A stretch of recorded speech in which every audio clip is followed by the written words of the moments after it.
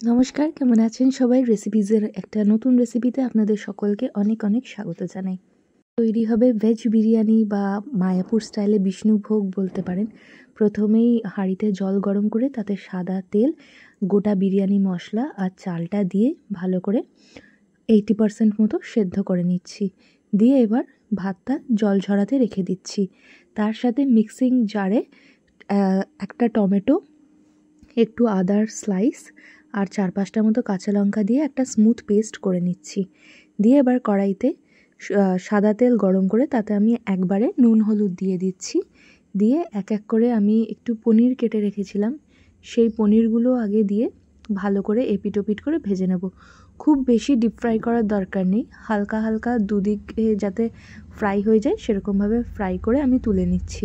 আচ্ছা, আমি এটা ফ্রাই করার পর নুন জলে ভেজাচ্ছি না, আপনারা চাইলে এটা ফ্রাই করার পর একটু নুন জলে ভিজিয়ে রাখতে পারেন, তাতে পনিরটা অনেকক্ষণ সফট থাকে। আর যেহেতু আমার কাছে একটু ছোট সাইজের আলু ছিল, তাই আমি আর আলুগুলোকে 2 টুকরো করিনি। গোটা গোটা আলু আমি 4-5টা ভালো করে ভেজে নিচ্ছি। এই আলুটা কিন্তু আমি খোসা ছাড়িয়ে প্রেসার কুকারে একটা সিটি দিয়ে সেদ্ধ করে নিয়েছি। তারপরে এটাকে এবার তেলে মধ্যে দিয়ে ভালো করে ভেজে নিচ্ছি। তো আলুগুলো আমি হালকা হালকা করে সুন্দর করে ভেজে নেব। এখানে আমার আলুগুলো সুন্দর করে ভাজা হয়ে গেছে। এবার ওই একই তেলে আমি গোটা গরম মশলা দিয়ে আদা, কাঁচা লঙ্কা, টমেটো যে পেস্টটা বানিয়ে রেখেছিলাম সেটা দিয়ে দিচ্ছি। এবার রেগুলারের একটু গুঁড়ো মশলা, স্বাদ মতো হলুদ গুঁড়ো, ধনে গুঁড়ো, জিরে গুঁড়ো, কাশ্মীরি লাল লঙ্কার গুঁড়ো আর একটু স্বাদ মতো লবণ আর একটুখানি মিশিয়ে নিয়ে এতে আমি দিয়ে দিচ্ছি অল্প একটু পরিমাণে, মানে এটা 1 টেবিল স্পুন পরিমাণে বিরিয়ানি মশলা দিয়ে ভালো করে এটাকে একবার কষিয়ে নিচ্ছি। আর আমি সয়াবিন আগের থেকেই জলে ভিজিয়ে রেখেছিলাম, ভালো করে জলটা শুষে নিয়ে তার মধ্যে সয়াবিনটা দিয়ে নাড়াচাড়া করে নিচ্ছি। আর টক দই আমি ছাঁকনিতে জল ঝরানোর জন্য দিয়ে রেখেছিলাম।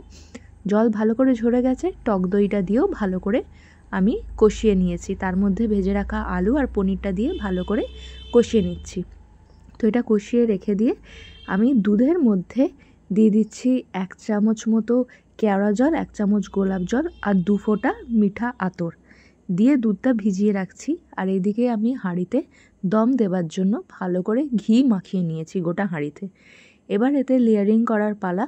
প্রথমে আমি কিছুটা পরিমাণে রাইস, যেটা 80% কুক করে রাখা ছিল, সেইটা দিয়ে তার মধ্যে যে আমরা আলু, পনির, সয়াবিনের যে মিশ্রণটা বানিয়েছি ওইটা দিচ্ছি। আর উপর থেকে আমি একটু পরিমাণ মতো গুঁড়ো চিনি দিচ্ছি, এটা একেবারেই অপশনাল, আপনারা চাইলে অ্যাভয়েড করতে পারেন।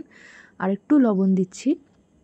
দিয়ে আবারও যেটা ছিল আরেকটা লেয়ারে রাইস দিয়ে আবারও পনির আর সয়াবিনের মিশ্রণটা ওর মধ্যে আমি দিয়ে দিচ্ছি। দিয়ে উপর থেকে দুধ, গোলাপ জল, কেওড়া জলের যে মিশ্রণটা আতর দিয়ে বানানো ছিল সেইটা দিয়ে দিচ্ছি। আর চারদিকে একটুখানি উপর থেকে ঘিও ছড়িয়ে দিচ্ছি।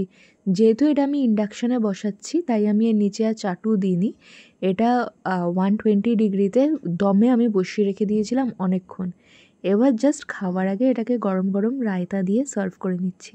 জানাবেন কেমন লাগলো। ভালো থাকবেন।